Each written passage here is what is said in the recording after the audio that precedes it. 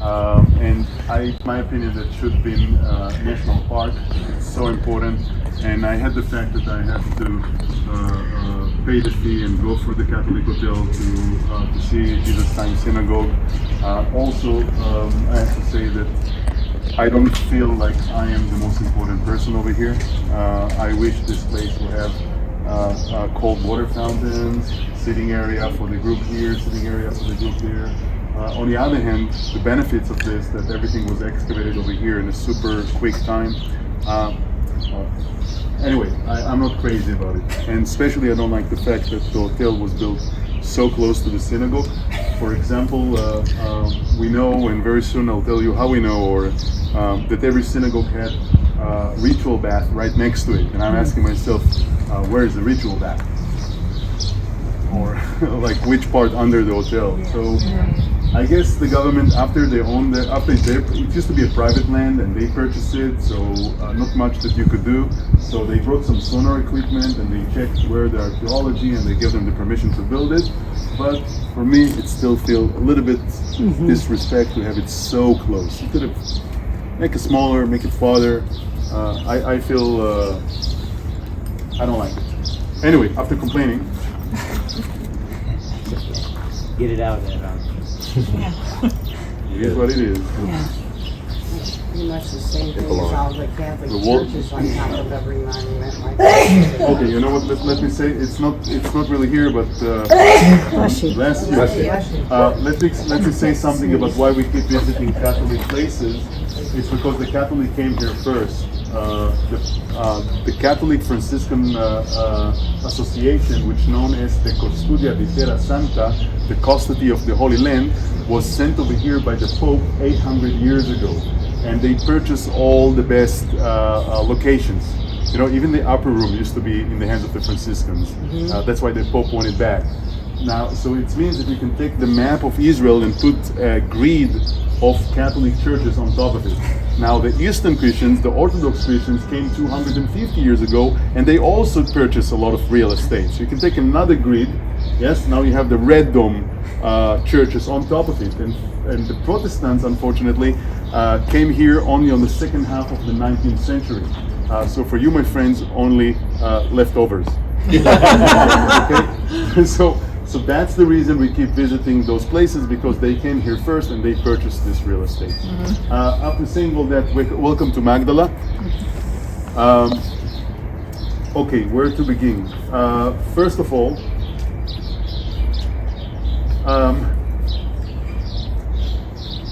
as we said before, it was a fortified city on the Via Maris. The Via Maris comes from here, from the Galilee, from Nazareth direction. Here makes a turn and continue to the north, Capernaum, Caesarea Philippi, Damascus, Babylonia at the end. Okay, so the name Magdala is the watchtower, the tower. Migdal, tower, Magdala in Aramaic, the tower. And to distinguish this than other fortified cities, they call it Migdal Nunya, Magdala Nunya. Nunya is the fish, because the area was famous for the salty fish industry. The main industry over here was to salty the fish. Back then they had no preservatives, okay? And the way to preserve fish was either by vinegar or by salt or by smoke.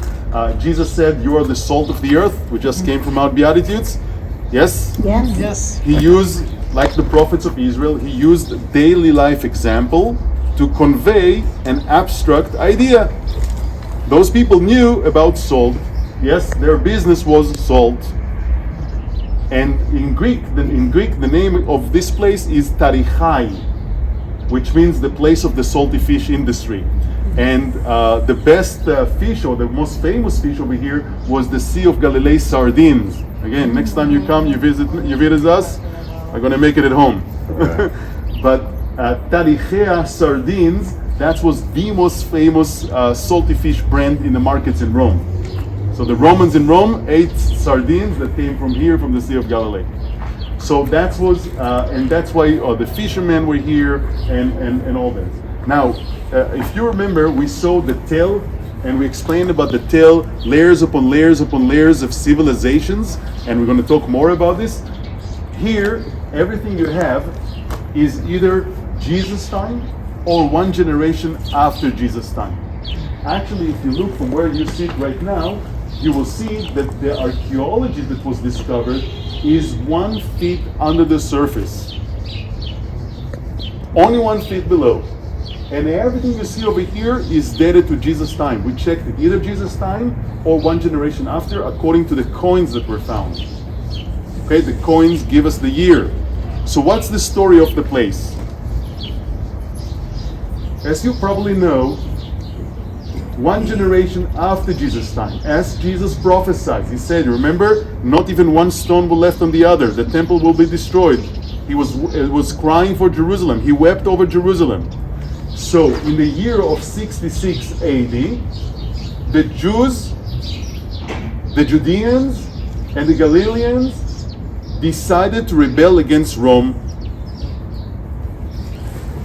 After Roman occupation of over 120 years, the situation became unbearable. Okay, let me say something about this. You know the famous phrase, all roads leads to Rome? It means all tax money goes to Rome. Now, US American probably aware to the fact it's very important where you spent your taxation, where you spent your tax money. So those rich provinces of Judea and Egypt, if you keep taking the taxes, yes, the Roman people didn't pay taxes. They used the provinces as a sponge to take as much as they could and sent it to Rome so they will have bread and amusement. So those rich provinces, let's say before in the Hasmoneans, or maybe in the time of Herods even, you pay the same amount of taxes, 30-40% of your income. But the taxes were spent here. So the money goes back to the system. But now all the money goes there, and the situation became worse and worse. More than that, the Roman soldiers and the Roman governors were the worst kind ever. Okay? They could go into your home to do everything they want to your wife, everything they want to your daughter, and you can do nothing. Basically, Josephus wrote the situation became so bad, so the people over here decided it's better to die at once instead of dying little by little. So this hopeless revolt started in the year of 66, and I'm going to do it quicker. The Romans brought 3 legions, an army, huge army of more than 60,000 soldiers, okay? And they start destroying all of the Galilee. By the way, the commander of the Galilee, very famous guy, Josephus. He was the Jewish commander of the Galilee. We'll talk more about him as we get to Masada. And he fortified the Galilee, but the Romans destroyed all fortresses. When they came over here, Tiberius opened the gates to the Romans. Tiberian people didn't want to fight. They knew what's going to happen. If you lose, you're going to lose it all. So Tiberia surrendered, and the rebels who still wanted to fight came here to Magdala. So the great battle against the Romans happened here at Magdala, fortified city. But the Romans, they had the best army ever. Professional soldiers, incredible discipline, incredible war machines. And the son of Vespasian, his name was Titus, he was young general, later to become Caesar Titus. He led the Roman horsemen, and they swam around the lake. By the way, okay, if you sit over here, don't follow me, but here, that's the main street of the city. I don't want you to stand on the side. You're going to be able to take a picture of it very soon. The rebels destroyed their own synagogue. You see those pillars? This is parts of pillars. And this is the capital. All came from the synagogue. All the synagogue parts are here. They made a barricade. And we found the same barricade on the other side. So they could fight against the Romans. Got it? So they blocked the main street over here. But the Roman horsemen made their horses swim through the lake, and they came around the wall. And that's how they conquered Magdala. And the people escaped to the sea with their boats, and Josephus wrote that the Romans killed them all by using longbows and rafts. and they killed them all on the water. And they left the bodies in the lake for 1 month later, so everybody suffered from it. Because of this tragedy, Magdala was never rebuilt. And probably what happened, that an avalanche that came down from Mount Arbel's slope covered with mud the ruins of Magdala, and it's been preserved in miraculous way for 2,000 years just for us. Okay? So this is it, the story of Magdala. That's why everything you see over here is either Jesus' time or one generation after Jesus' time.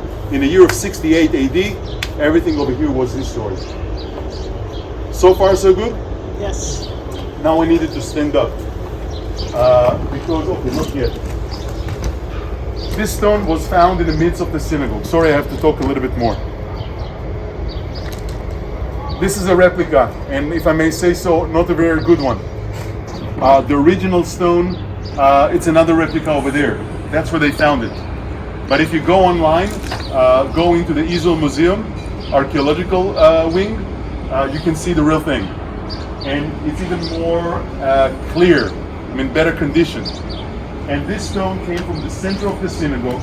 And you know, the synagogue in Jesus' time was not used for praying. It was used for teaching the commandments and for reading out loud the Torah in the day of Shabbat. Just like Jesus did in the synagogue of Nazareth when he chose to read Isaiah 61. Yes? So what you see over here, it was found here. And everything is highly decorated. And here you have 1, 2, 3, 4 corners. Also used to have the little horns or something like this. And we think that that's the only part which is not decorated. That's why we believe was another wooden structure on the top of it, or wooden furniture on the top of it. And you can imagine, okay, and here, and on top of it, you had the Torah scroll to read out loud the Torah. How incredible is that? So good chances that maybe Yeshua himself was reading the Torah scroll right over here, over this stone. Because the Bible tells us he was teaching in all their synagogues. And that's the hometown of Maria Magdalene. Okay? Now, everything I'm telling you right now, you know what? I think we are very hot over here. Let's do something like this. I'm going to ask maybe Bruce to share something on your WhatsApp group. It's an article written by Professor Mordechai Aviam. He teaches at the Sea of Galilee College. You go to the website, articles in English, Mordechai Aviam, Small Temple in the Galilee. Small Temple in the Galilee. He is the archaeologist who wrote about it. So what I'm telling you, it's according to his theory, but I think he's right probably with, 80, 90, 100%, I'm not sure. Okay? What's his name one more time? Mordechai or Moti Aviam. Aviam. By the way, he is one of the people that fought in the Golan Heights in the 1973. Incredible story. Anyway, he was in the tanks there and everything. What Moti Aviam, what Professor Aviam claimed, that what you're looking at is actually a 3D symbolic model of the temple in Jerusalem, which enhance or express the connection that the people of the Galilee had with Jerusalem. Okay? So they have the temple here, the temple in Jerusalem. They go 3 times a year, but when they gathered in the synagogue, they had the temple in the center of their synagogue. How cool is that? 2 oil amphora in a box, and the menorah, yes, the 7 branches candelabrum on the top. So that could be, and that's the theory, Boaz and Yakin. You know, the 2 pillars at the entrance to the temple, Boaz and Yakin. And the 2 oil amphora. You remember the 2 anointed ones on both sides? Yeah. Yes? And the menorah, the light of the world. Yes? You know, maybe Jesus was right here saying, I am the light of the world. And it seems like the menorah is on the box. But what Moti Aviam say, it's not. You need to think like 3D. You are looking into the temple. So it's not the menorah on a table, it's the menorah behind the altar. Okay? And now I need you to stand up and half of you to go on that side and half of you to go on the other side. Okay, we're going to keep walking. Both sides are more of the same. Something that may look like a forest, okay? But actually, what, again, Moti Avyam, he suggested what you're looking at is the Royal Portico. You see, because you see the arches and then you see the columns on the other side. And if you look over here on both places, you will see some artifact hanging on a chain. And this artifact have a hole in the center. So it's like a pendulum, I'm not sure how you call it in English, like a pendulum with a hole in the center, very big one that used to be hanged over the altar. And inside you put the frankincense to spread the smell. Okay? Another thing that you can see over here, and now, you know what, let's see from here. What you see here, that's why I told you that this symbol means something. Okay? That's, so many articles were written just about this symbol over here. So I completely agree. Okay, the scholars believe that some of those symbols probably, or many of, okay, there is some scholars believe that all the symbols are just for aesthetic reasons, and some people that really on the other side, that thinks that every symbol have a meaning. Okay, and some people think, all right, some of the symbols have a meaning that we don't know about. This symbol over here, I see it in so many different occasions. So anyway, many things were written about it. Nobody's sure what's the meaning of it, but what you see is a rose with 6 leaves in the center and 6 leaves around, and it's right at the center. It's the number 12, yes, and we keep seeing this symbol in Jerusalem, in the priest homes. I know, you know Bar Kokhba, the false Messiah. He had we found an amulet with this from his time. So some people saying that that was the veil in the Holy of Holies. A curtain, how you call this? The veil? Or, veil is not a good word for it. It's not even worse. Separation. It's something very beautiful and incredible, but that they had this symbol over here. That's a theory, but there's so many articles written just about this. Anyway, what else you can see over here? It's two may look like trees. Okay, this one and this one. What could be that those are actually the rakes that were used to fix the altar, you know, to take the ash from the altar, okay? And you can also see 6 pairs, like heart, this and this, this and this. There are 12 pairs, and again, nobody knows what the meaning of it. Maybe the 12 tribes of Israel, maybe the 12 loaves of bread. Yes, I'm the bread of life. The showbread table had 12 loaves of bread. But anyway, or maybe the zodiac, like the 12 signs in the sky, nobody quite sure, but we have those 12 images over here. The last thing I want to show you, and I think you're going to like this, have a look what you see over here. What you see over here, you see 2 wheels. Oh yeah. Okay, are they the same? No. What's the difference? One is ball, the other one is socket. Any wheelers over here? If you look on a chariot, you will see that one wheel have the ball, and the other wheel you will see the socket.